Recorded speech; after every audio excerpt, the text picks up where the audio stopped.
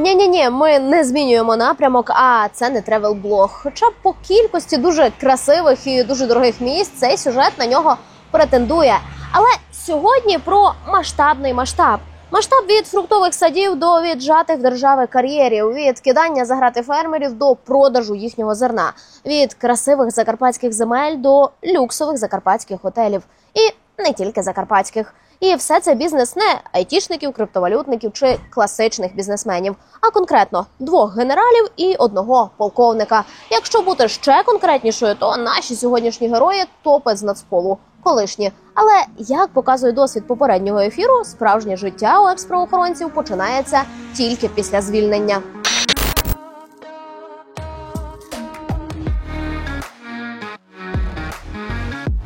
У першій частині наших гірських пригод ми розказали про колишнього заступника міністра Авакова, ще одного колишнього заступника за Авакова і дуже короткотривалого, але дуже феєричного заступника. Ні, не Авакова, а генпрокурора.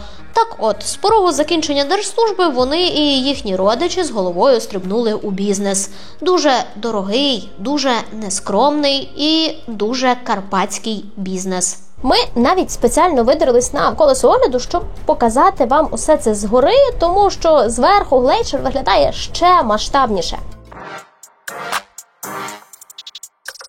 Тому сьогодні продовжуємо у тому ж напрямку. Колишні топи, які після звільнення розкрили весь свій бізнес-потенціал. Хоча, якщо копнути глибше, за усім цим потенціалом, принаймні на мою скромну думку, стоять злиті справи і віджаті докази.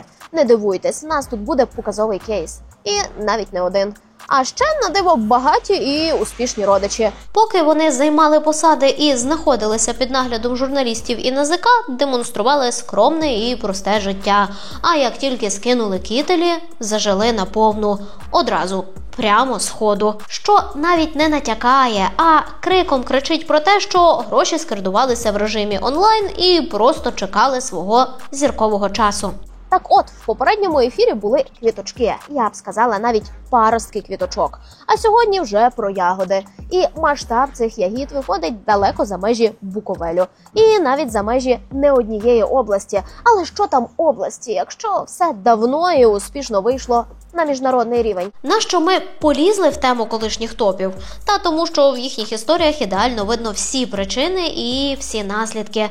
Тому що ти вже бачиш всю картинку в хронології, і її можна аналізувати, роблячи висновки.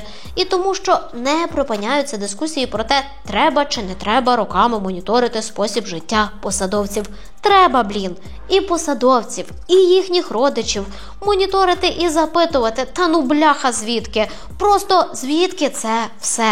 Зараз ви мене зрозумієте.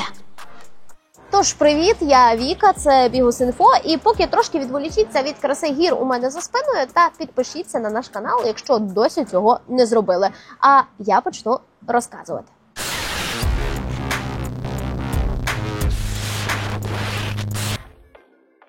Домовимось одразу. Красиве і дороге я показую тут, а про зв'язки і схеми розказую уже в студії.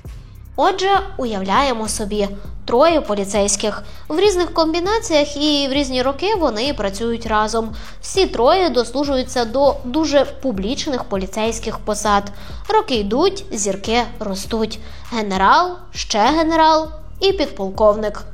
Перший – Ігор Купранець, генерал поліції. Другий – Сергій Вязмікін, полковник поліції. Третій – Євген Коваль, генерал поліції. Купранець спочатку очолює Київський УБОЗ. Це колись дуже потужна структура, яка розшифровується як управління по боротьбі з організованою злочинністю. Тут з ним працює Коваль. Потім Коваль перебирається у внутрішню безпеку, а Купранець вже очолює департамент захисту економіки. Тут з Купранцем працює вже і Вязмікін. У 2019-му ДЗЄ, попри юний вік, розформовують. Були якісь офіційні версії, звісно, але неофіційно через катастрофічну кількість пов'язаних з ним корупційних історій. Традиційно ті, хто мав економіку захищати, на ній вирішили заробити. І це в якийсь момент стало дуже помітно, тому бюрократична машина вчергове запустила маховик реформування. Купранець і Вязмікін йдуть. Коваль отримує підвищення, стає першим замом цілого голови цілого нацполу. З тріском провалює справу вбивства журналіста Шеремета. Намагається реабілітуватися відважною боротьбою з якимось рандомним терористом, але уже у 21-му йде з посади. Отак я в 3 абзаци запхнула десяток років біографії 3 людей. Краса. І ми, і наші колеги регулярно моніторили спосіб життя цих 3 родин і не могли не помічати, що з кожною новою зіркою на погонах в них ні звідки з'являлися все нові і нові бізнеси. Зараз червень 25-го, і ці бізнеси перетворилися на цілу імперію. Буквально справжні холдинги вкупі різних секторів економіки з мільярдними оборотами і активами, за які не соромно було б навіть олігарху. Редактори придушили моє природне бажання охопити неосяжне і показувати абсолютно все в чіткій хронології.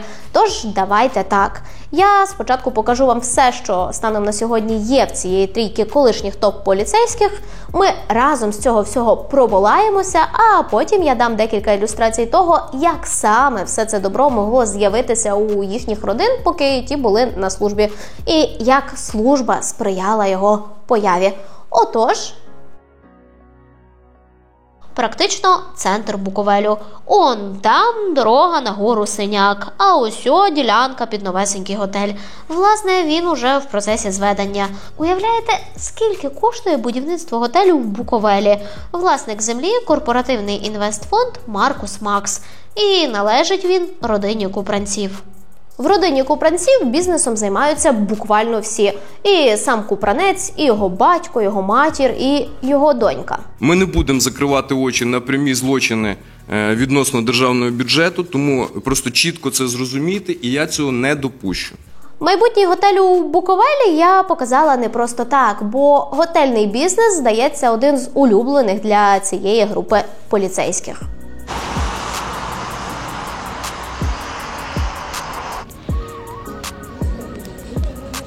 Центр Трускавця, і тут нас одразу зустрічає спа-готель «Реймонд». 21 дизайнерський номер, ресторан і спа з терасою. Тут обіцяють актуальні інтер'єрні рішення, високий рівень обслуговування та задоволення від перебування. Офіційно він у співвласності доньки Ігоря Купранця. Важливо пам'ятати історію, особливо історію міста, в якому ти знаходишся. Ми пишаємося тим, що наш готель є єдиним готелем, що розповідає про історію міста. Отож, знайомтесь, Діана Купранець, 22 роки. І, схоже, вона наймолодша готельєрка країни, бо це зараз їй 22, а відкрила вона його у свої 18. Я у 18 відкривала максимум двері ОДТРК «Карпати», де тоді працювала, а Діана готель. Тоді ж стала власницею компанії з управління активами, яка нині і керує родинним кіфом Купранців. Утім, у своїх соцмережах Діана Купранець не надто хвалиться успіхами і партнерами по бізнесу. Лише фото з подорожей різними частинами світу. Може, так бізнес і робиться зазвичай.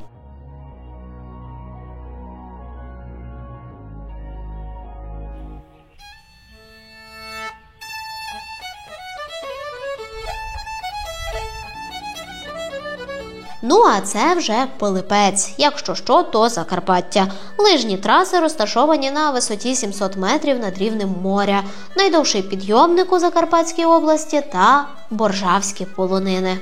Місцеві кажуть, що на початку повномасштабного тут був аншлаг.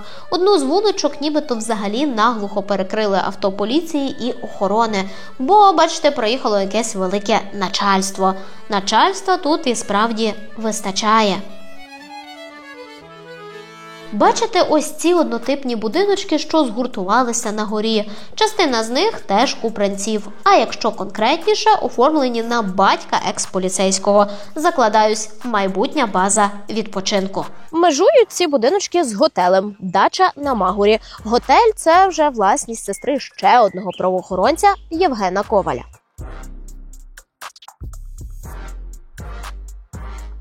Нижче водоспад Шипіт. Якщо не були, то принаймні абсолютно точно про нього чули. Це вже давно не локальна пам'ятка, а цілком собі туристичний магніт державного рівня. І тут тільки-но відкрили ще один готель.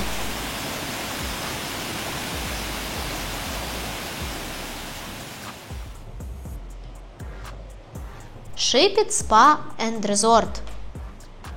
Дизайнерські номери, спа, басейн, лоббі-бар, 2 ресторани, дитячий простір, власний кінотеатр, прогулянкова набережна, свій паркінг і все це уздовж водоспаду Шипіт. Нині земля та приміщення у власності матері Євгена Коваля. Як на мене, це найдорожче і найпафосніше з того, що зараз є у Пилипці.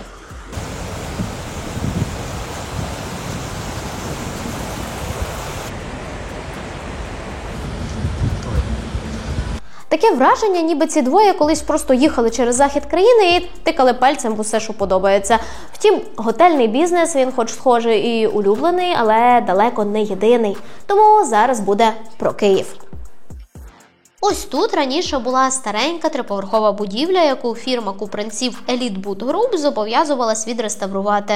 Реставрація пройшла суто по-київськи. Її нахрен знесли і виросло ось це. Бізнес-центр «Айсберг». І виріс він далеко за межі земельної ділянки, яка йому належить. Це знесення замість реставрації навіть розслідували. Будівництво, пов'язане з оточенням правоохоронця, розслідували правоохоронці. І вгадайте що? А нічого. Це вже виглядало прямо зухвало, а ще страшенно дорого. Тож тут у купранців є партнерка Марія Сітак. Вона рідна сестра Оксани Вязмікіної, дружини колишнього першого заступника купранця Сергія Вязмікіна. Десь отут нам треба зробити ліричну фінансову зупиночку. Я не знаю, як оцінити вартість будівництва настільки масштабних проєктів. Мені вкрай складно навіть просто ціну землі під ними порахувати, бо ця земля роками збиралася докупи, відлежуючись у власності родичів. Але ще складніше пояснити, звідки у копів, хай навіть не рядових, гроші на все це.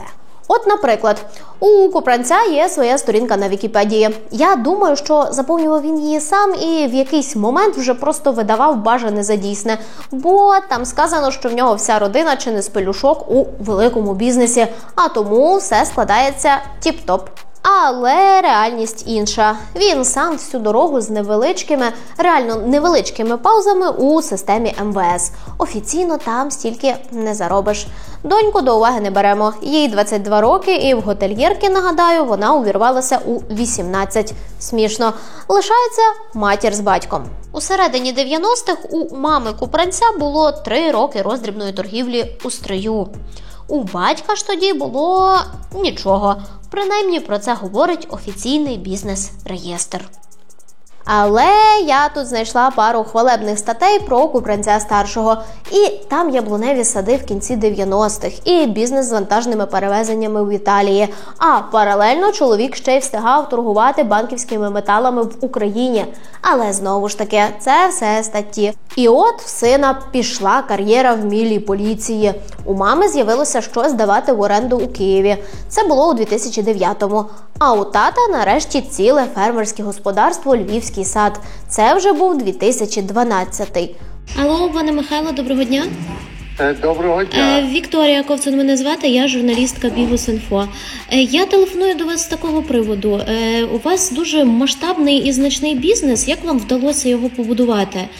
Тому що перша компанія ваша, яку я бачу, вона з'являється у 2012-му. І звідки у вас був стартовий капітал на такий бізнес? У Коваля схожа історія. Все найдорожче у родичів.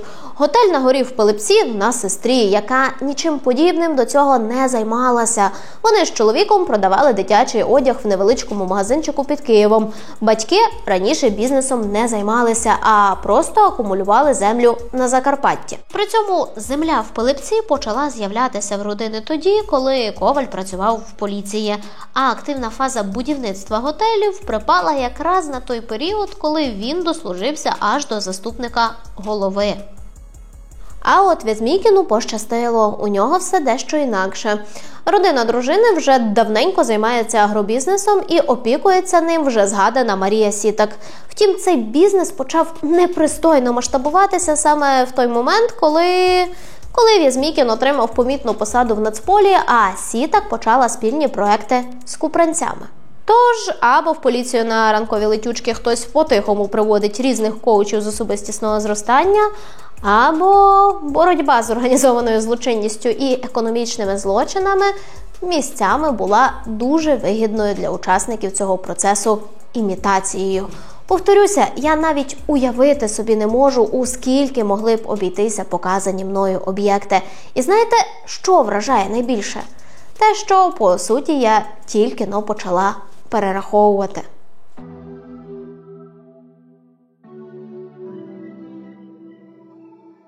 Окрім будівництва готелю у Буковелі, у Купранця-старшого з'являється 45 гектарів під Києвом для вирощування лохини та малини. Тато екстопа Нацполу навіть роздає інтерв'ю. Михайло Купранець. Органічна лохина стає однією з головних інвестиційних ніш в українському агробізнесі. Паралельно з аграркою батько відкриває компанію під зелену енергетику на Закарпатті – Sunbeams Energy. 13 гектарів під сонячні панелі. Зелений тариф отримали швидко. І нині майже усю вироблену енергію компанія продає державі. І ні, це не єдина станція. Є ще одна, теж на Закарпатті. Майже 4 гектари. І от ця вже спільна з родиною Вязмікіна. Спільно вони застрибнули і у видобуток газу. Так, ми все ще говоримо про колишніх поліцейських. Родини колишніх поліцейських просто десь в проміжку між зведенням готелів і вирощуванням лохини купили собі частку в компанії, яка отримала дозвіл на розробку родовища на Полтавщині. Одного з найперспективніших свого часу, до речі. Далі в Україні родинам стало, схоже, затісно. Тому тепер у них ще і ціла низка закордонних компаній, зокрема польських і словацьких, займаються аграркою і вантажними перевезеннями. Лінії Купранців і Вязмікіних ними володіють. А лінія Коваля – дружина.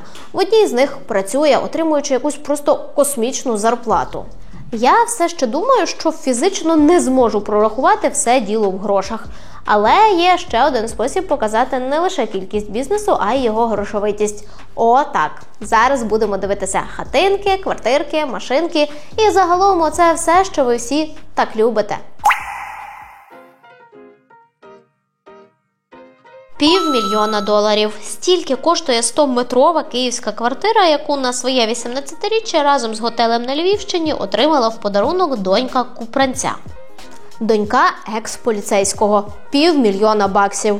Ну окей, це з ремонтом, якщо що. Без ремонту таку, йду на лун, щоб перевірити, секунду. Так, без ремонту можна купити за $450 000. У самого колишнього очільника департаменту захисту економіки квартира у клубному будинку на Печерську. Вартість ще $500 000, звісно. І яке диво, як я здивована. Та не може такого бути. Сусідка Купранця по клубному будинку – дружина Вязмікіна. Після вашого звільнення у вашої родини з'явилося дуже багато різних різнопрофільних компаній, і я хотіла б запитати, як вдалося. Я не хотів би обговорювати свою власну діяльність, тим більше журналістами, тим більше на сьогоднішній день. Дякую. Просто так вийшло, що після звільнення значна частина. Це яскравий, але геть-геть не єдиний приклад. Чисто для розуміння. В родини Купранців загалом десятки гектарів землі і одразу кілька маєтків у Києві. Загалом на трохи більше 1300 квадратів. Якщо лише саму нерухомість Купранців оцінити в грошах, то вийде майже $6 мільйонів. В гривнях це під $250 мільйона. Ще 100 мільйонів і можна тягати з річним бюджетом Трускавця. Ковалі теж тримають планку. 3 місяці тому мати Євгена Коваля стала власницею квартири на 200 квадратів та 2 паркомісць у ЖК «Сігначер» у Києві. Це дуже дорого. Це нереально дорого. Забудовник називає цей проект символом української столиці. Власне, спа, сад, клуб мешканців та німецькі архітектори. Сігначер вважають найдорожчим ЖК в країні. Лун зараз показує ціну від $6,5 тисяч за квадрат. Отже, давайте знову в математику. 6500 помножити на 200 – це дорівнює $1 300 000. лише за квартиру, без ремонту, 1 300 000 баксів. І це тільки те, що ми бачимо в них в Україні. Бо є чуєчка, що власність, як і бізнес, розповзлася за межі державного кордону. Недарма ж Вязмікін у 22-му потрапив у сюжет Михайла Ткача про елітних біженців на Лазуровому узбережжі Франції. Співрозмовник Абрамовича, схоже, також мешкає на Кап-Фера, адже «Мерседес» з водієм, який зареєстровано на фірму дружини Вязмікіна, постійно курсує по головній вулиці. Починав в поліції Житомирщини, продовжив на Кап-Фера. Мені здається, це легко можна було б робити гаслом і разом з портретами вішати десь в центральному вестибюлі на Богомольця в Києві. Дуже мотивувало б решту співробітників, напевно. І от десь зараз ми вже підійшли до ключового. Я більше розповідала про те, як родини, здавалося б, звичайних поліцейських методично обростали мільйонними бізнесами і нерухомістю. Тепер же покажу кілька кейсів, які, як мені здається, можуть пояснити, як саме це відбувалося. Кейс номер 1. 2017. Купранець, очільник департаменту захисту економіки та паралельно заступник голови Нацполу. А компанія дружини Купранця якимось дивом примудряється налагодити продаж деревини у Чорнобильській зоні. Нормально, клієнтів хватає. Я вже переділав, то ще головніше начальник. Компанія вашої дружини Anyway займається виробленням дерев'яних палет. Як ви можете це прокоментувати? Чи побачила це поліція? Ні, тільки журналісти.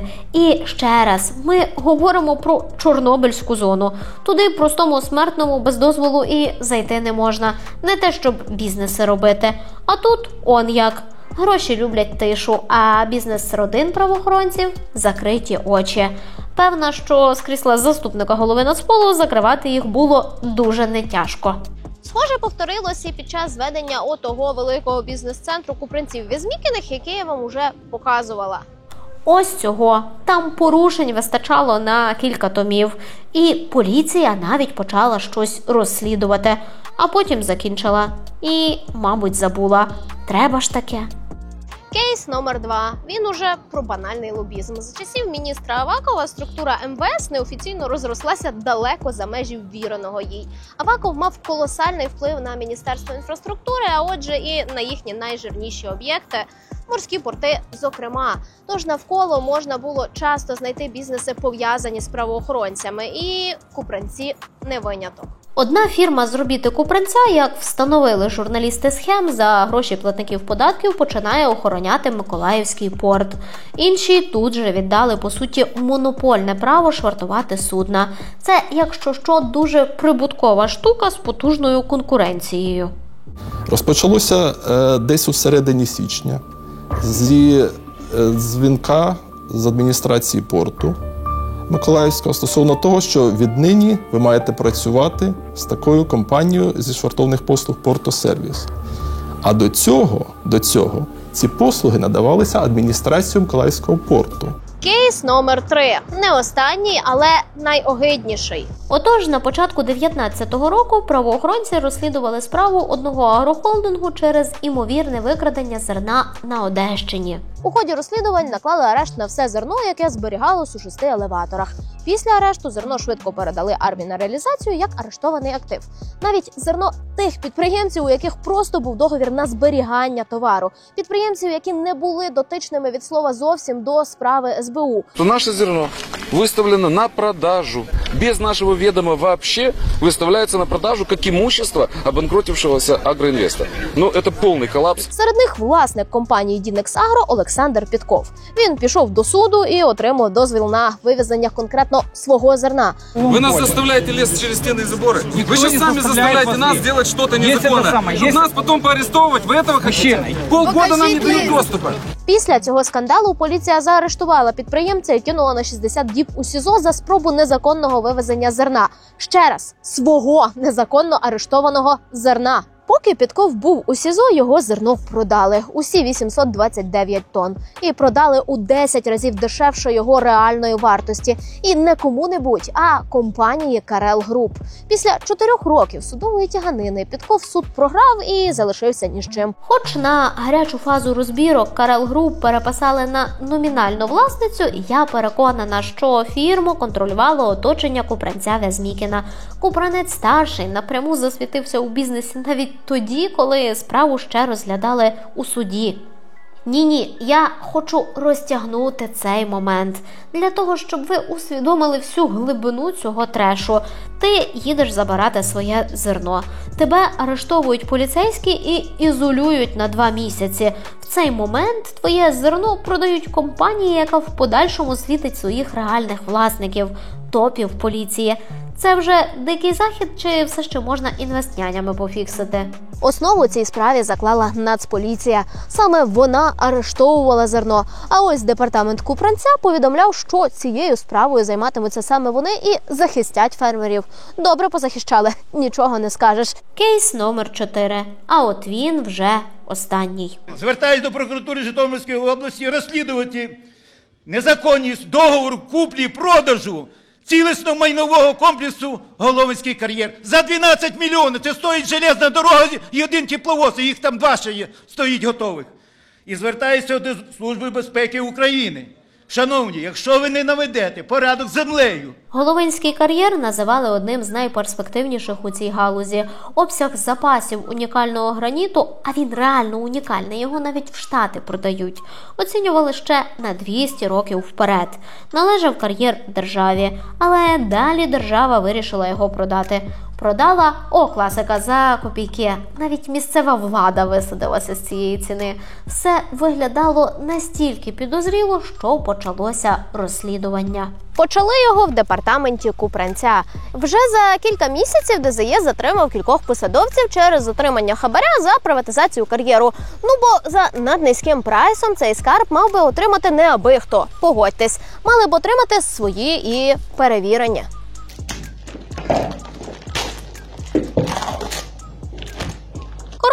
ДЗЄ провело блискучу спецоперацію. Довело, що на приватизації кар'єру, очевидно, був кримінал. Далі департамент закрився, і Купранець, і Вязмікін пірнули в бізнес вже з головою. І за 2 роки їхні родини стали співвласниками компанії, яка отримала кар'єр. Варто розуміти, тієї самої, яку і викрив раніше департамент Купранця Вязмікіна. Мені здавалося, що нахабніше за схему з зерном вже не придумаєш. Але ні, ти дивись. Бізнес цвіте. Сторінки в соцмережах підказують, що возять головинське каміння по виставках з усього світу і пропонують дизайнерам інтер'єру. Ми є найстарішою та найсучаснішою компанією з обробки каменю в Україні. Наш лабрадорит Волга Блю, видобутий у наших кар'єрах, відомий в усьому світі своїм приголомшливим блакитним переливом. Маючи понад 130 років досвіду та провідну європейську фабрику, ми забезпечуємо камінь найвищої якості для внутрішніх і зовнішніх проєктів. Тож, дуже схоже, що запаси кар'єру на 200 років потрохи емігрують за кордон.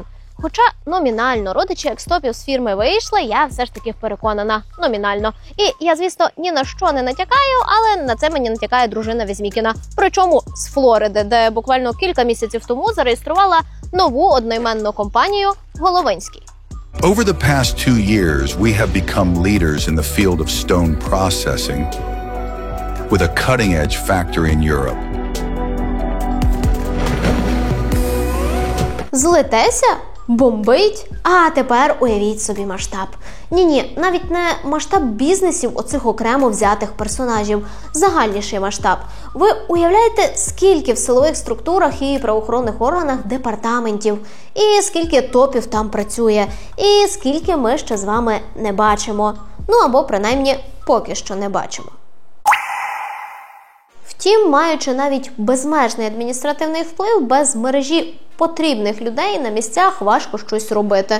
Думаю, що з цієї причини в усіх цих бізнесах ми періодично знаходимо не лише прізвища Купранець, Вязмікін чи Коваль, а й інших їхніх колишніх колег. Така собі велика, дружна і трындець, яка заможна поліцейська родина, яка ще й поповнюється новими персонажами. В мене є всього 2 приклади, але вони настільки яскраві і показові, що їх вистачить.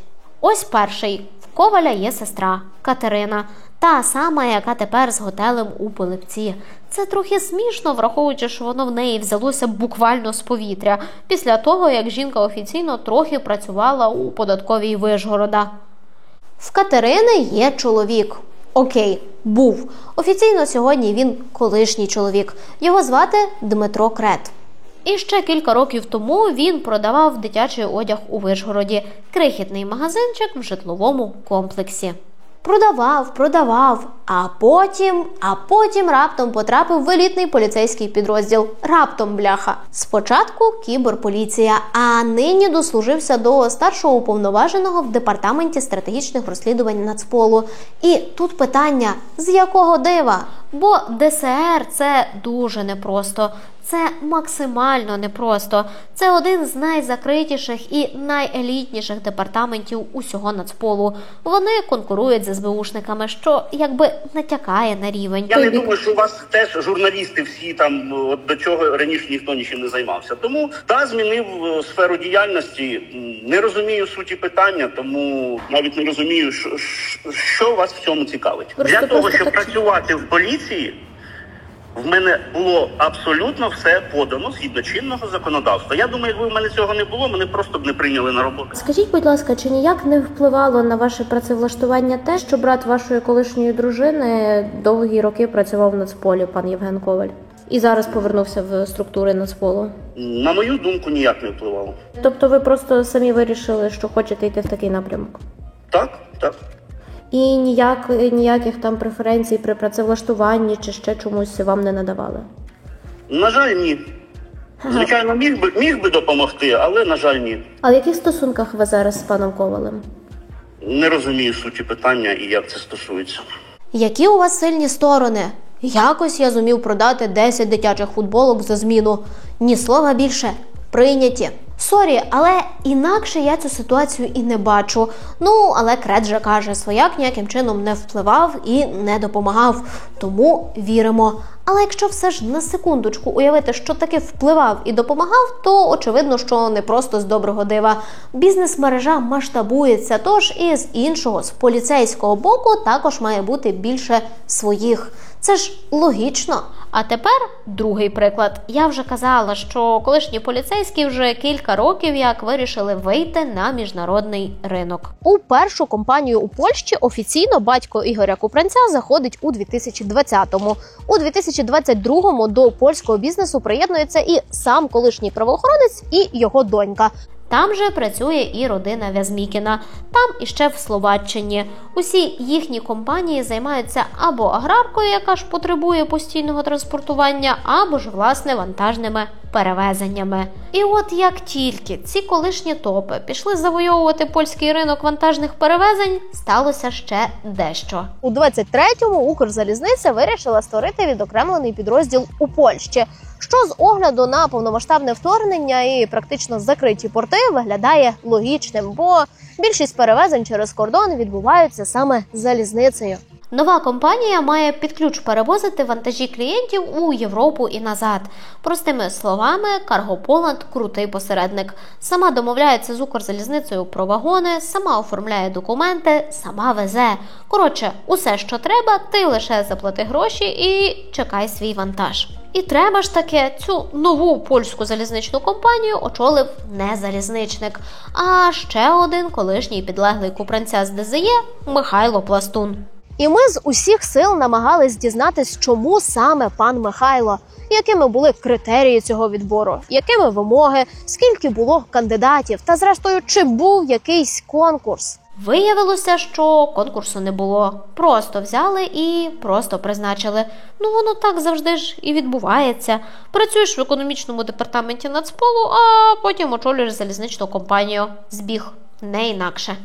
Звісно ж, довести, що це сталося не випадково і Пластун на посаді з'явився завдяки колишнім колегам, можна буде, коли ця нова структура запрацює наповну. І ми побачимо, наприклад, що вона підігрує бізнесам Купранців Візмікіних. Поки цього не сталося, але й повірити в те, що як тільки колишні ДЗЄшники зацікавилися транспортним ринком в Польщі, інший колишній ДЗЄшник очолює з боку держави транспортну компанію в Польщі, це просто випадковість, я не можу. А тепер десерт. Жирний такий кремовий торт. Один з наших сьогоднішніх персонажів віднедавна перестав бути колишнім і повернувся до статусу нинішній в Нацпол.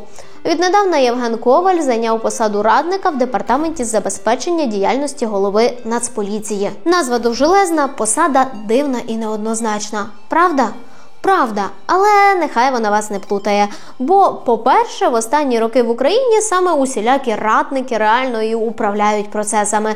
Згадайте Офіс президента, де за ширмами кількох ефективних менеджерів десяток радників, які і виконують задачі. А по-друге, такі от формальні посади дають виключно, щоб повернути людину в систему, але не світити. Повноваження в тебе можуть бути найширші, але в разі чого зручно буде сказати, ну то я всього лише радник, які претензії. Так і живемо. І що ми маємо на фініші? Двійко правоохоронців після звільнення йдуть у бізнес. Не просто у бізнес, а у великий, масштабний і дуже грошовитий бізнес. Тут було б добре поставити питання, а як так вийшло? Але ви самі побачили, як так вийшло. Коли департамент Купранця займався справами, які нічим не закінчувались, а зерно фермерів чи державний кар'єр, які були предметом цих справ, згодом ставали власністю родини Купранця. І це не хочеться називати конфліктом інтересів, бо це конкретно робота у своїх персональних інтересах. Ігор Купранець має дивовижну здатність об'єднувати біля себе колишніх підлеглих. Підлеглих, які з роками легко перетворюються на бізнес-партнерів. І склавши усі пазлики докупи, дуже легко стає зрозуміло, як Вязмікін з відділку Житомира став Вязмікіним з Монако. Ці то принаймні колишні. Вони могли б хоча розраховувати на те, що про них ніхто не згадає. Але Коваль після політичного звільнення повернувся в структуру Нацполіції. І що? І нічого. Родичі як обростали дорогим майном, так і продовжують обростати. Хоча офіційних грошей на це все не те, щоб вистачило. Бо скандали скандалами, а квартирку у Сігначері дуже хочеться. Мені після цих двох сюжетів огидно. Мене дратує і бісить все, що тут прозвучало, а ще те, що найімовірніше після цього всього Коваль залишиться радником. Пластун керувати філією Укрзалізниці у Польщі, а Купранець і Вязмікін і взагалі нині бізнесмени. Люди, які дуже добре знають, як працює економіка зсередини. Схоже, що у нас вийшов такий собі туторіал від захисників економіки, як захищати конкретно свою економіку. Дякую, що дивитесь Бігус.Інфо і до зустрічі.